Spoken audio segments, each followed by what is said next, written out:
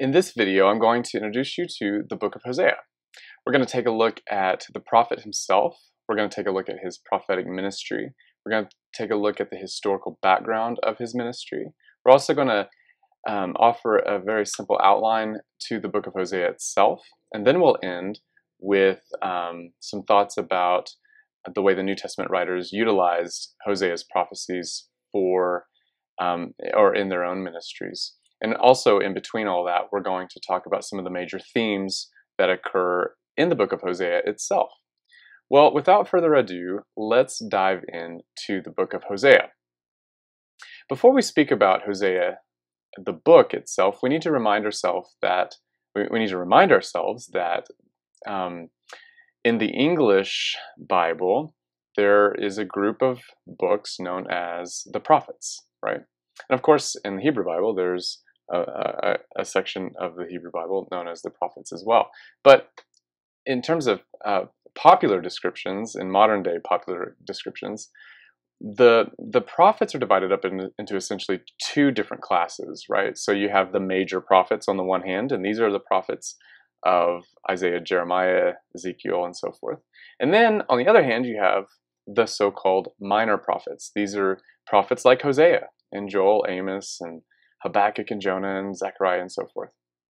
Now, if you recall from another video that I did, you'll remember that I did not like the term minor prophets because it makes the minor prophets sound insignificant. But the only reason we describe, or some people describe, the prophets with respect to these two classification systems, the so-called major and minor prophets, the reason is because the major prophets, their books are just so big and they're very large compared to the minor prophets. So for example, the book of Jeremiah is much larger than, say, the book of Jonah, a minor prophet. Well, let's take a look at these 12 minor prophets. The 12 minor prophets are Hosea, Joel, Amos, Obadiah, Jonah, Micah, Nahum, Habakkuk, Zephaniah, Haggai, Zechariah, and Malachi. This is the order in which they appear in your English Bibles. Now, it's important to remember that in Jesus' time period, in St. Paul's time period, and even before then, definitely before then, the 12 minor prophets were collectively known as the Book of the 12, or simply the 12. And it's important for us to realize that each one of these 12 prophets were originally conceived as being part of just one scroll or one book. And so I guess one way to look at the 12 minor prophets is to see each one as a chapter in a larger book, or maybe one volume in a multi-volume work. It's important also to remember that Hosea is the first book in the book of the 12. Now, why is that the case? Well, there's a lot of speculation about that. One scholar, as I recall, argues that Hosea was placed at the very beginning, maybe by a compiler or some editor. Hosea was placed at the beginning of the book of the 12 simply because Hosea offers itself up as an introduction to the book of the 12. And perhaps the editor worked it in such that Hosea could offer us up, or readers up, with some advice on how to read the book of the 12. So there's a lot to be said about this, and it's a topic that scholars talk about and muse over.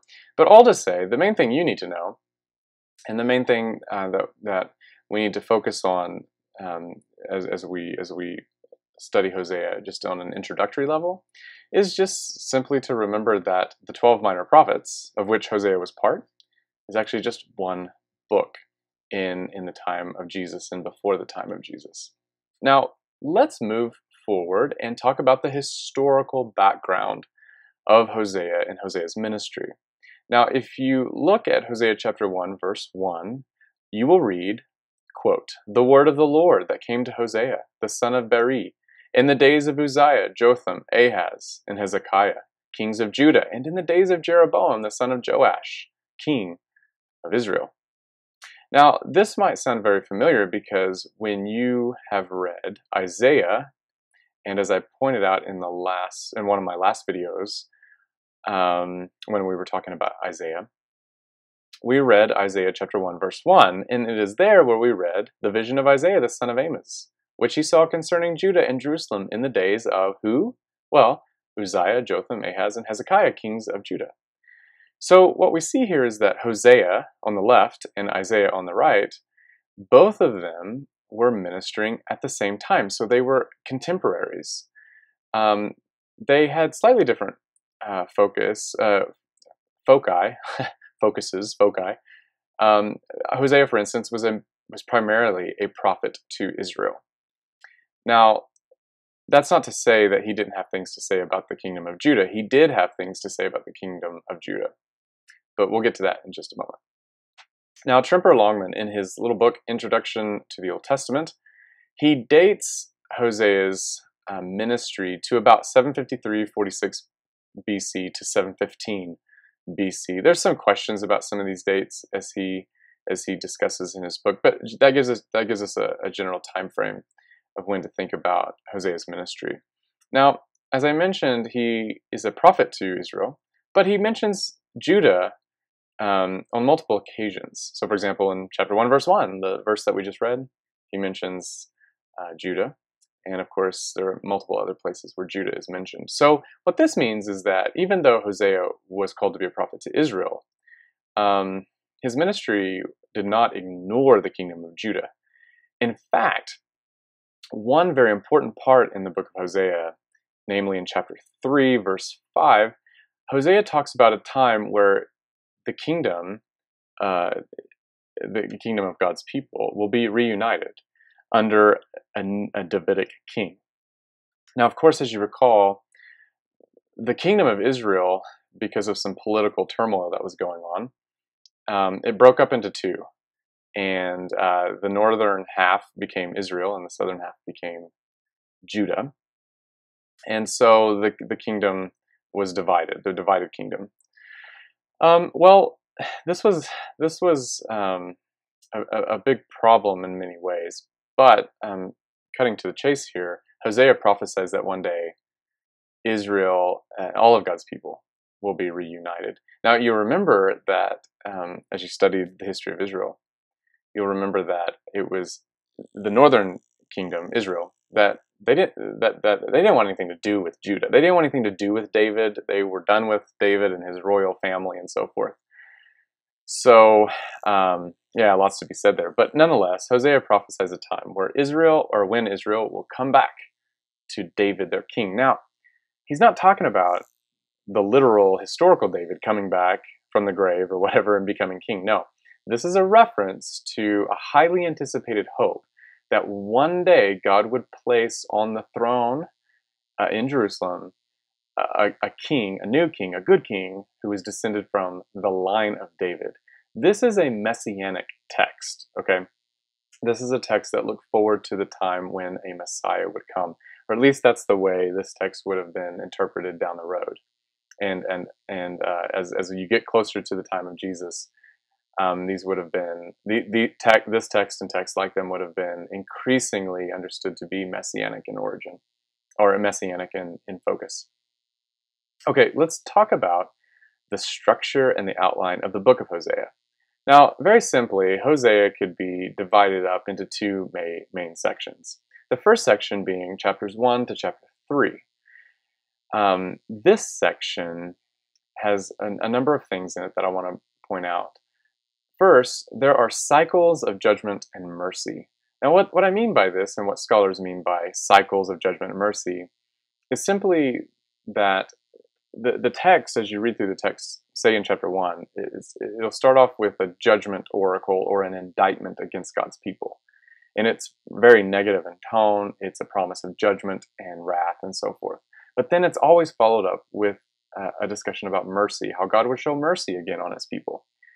And then after that, it would cycle back to an oracle about coming judgment and the coming demise of God's people, only once again to be followed up by an oracle or saying of mercy.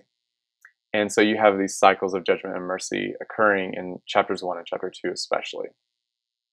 Now you also in these chapters see Hosea marry a woman named Gomer. She's described as a, quote, wife of harlotry. And this marriage is very significant for the entire message that Hosea has to preach. The reason it is significant is because the marriage between Hosea and Gomer acts as a picture, an image, a metaphor of the covenant relationship that Yahweh has with his own people. See, Yahweh envisions his relationship with his people as a marriage covenant. Now, this is just a metaphor, right? So we're not going to make it do 100% of the work, right? So we're not going to take it too far here, but it definitely captures the image that Yahweh wants his people to have. He wants his people to know, hey, I take this relationship very seriously. It's a marriage between us. And so when Hosea is told to marry Gomer, that is a picture of how a holy God is married to an unholy person, unholy people. And of course, Israel is engaged in active idolatry, in the worship of false gods and so forth. And Yahweh interprets that as being the equivalent of adultery, as if a man commits adultery against his wife, or a woman commits adultery against her husband. God takes this very, very seriously. There is also in this section the reunification oracle that I talked about in chapter 3, where all of God's people will come under the reign and the authority of a Davidic king. So that occurs in chapter 3. And that rounds off the first section. The second major section is chapters 4 to 14. It's in this section of Hosea where you get a number of various different sayings, but they all revolve around a certain major theme. And it's just a constant discussion about indictment and denouncement of sin.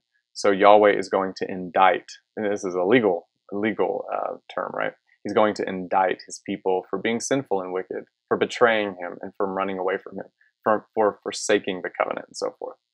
And he's going to denounce their sins in very, very particular ways. And yet there are parts here that are not negative in tone. There are parts that are quite moving. So in chapter 11, for example, there's the proclamation of Yahweh's love, and how it's here where Yahweh describes his relationship with Israel in another metaphor, in a metaphor of a father with his son. It's kind of a moving image, right? You also have various calls to repentance. For example, in Hosea chapter 14, verse 1 in your English Bible, you read, "Return, O Israel, to Yahweh your God." This word for return, or repent as it is sometimes translated, is the Hebrew word shuv, and it just means to turn around, to cease from moving in the direction that you're going, and to stop and then make an about face. And of course, God wants his people to make an about face back to him from their wickedness and from their evil. He wants them to come back to him and come back to the covenant. Of course, Israel struggles to do this a lot, and yet, so what will God do? Well, God repeatedly offers various denouncements, as I said, and various indictments against his people. But there's also a tenderness where God wants his people to know how much he loves them. And again, that can be found in chapter 11. Okay, moving on to one of the major themes in the book of Hosea, as I mentioned, was the marriage metaphor. It's a metaphor of the covenant relationship between Yahweh and Israel. So again, Hosea and Gomer are married as man and wife, and their whole marriage is again a picture of the relationship that God has with his people, Israel. Now, Hosea and Gomer have 3 children as a result of their marriage, and their 3 children are named Jezreel, the first child, and the second child is named No Mercy, and the third child is named Not My People.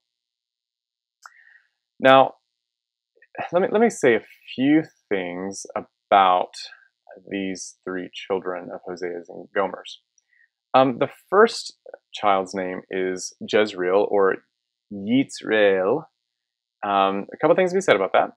One, it sort of sounds like the Hebrew word for Yisrael, or Israel. Maybe a little bit of a word play here, right? Maybe.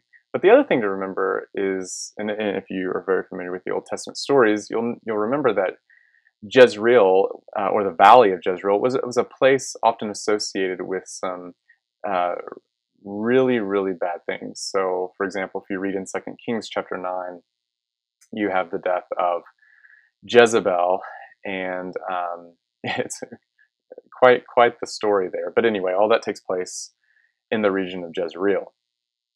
And so when God tells Hosea and Gomer to name their child Jezreel, he's just saying, look, this child's going to be a picture of something bad, because as every Israelite would know, Jezreel was associated with something, well, something bad. Second child is named No Mercy, or in Hebrew, Lo Ruchama, and it means, of course, no mercy. It's a good translation of that. And it's just to remind the people of Israel that as a result of their marriage to, or as a result of their fornication or their idolatry, they're going to be placed in a state of no mercy. They're not going to be in a position to receive the mercy of God. Because in order to receive the mercy of God, you have to want it. Well, they don't want it. And so they are in a status of Lo Ruchama. Now the third child is named Lo Ami, not my people.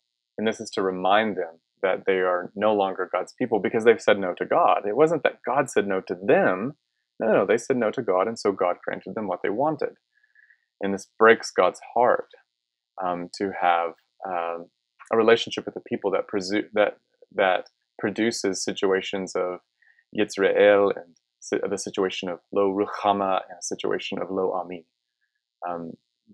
As a result of Israel's idolatry and forsaking their marriage covenant with Yahweh, they are in a bad position.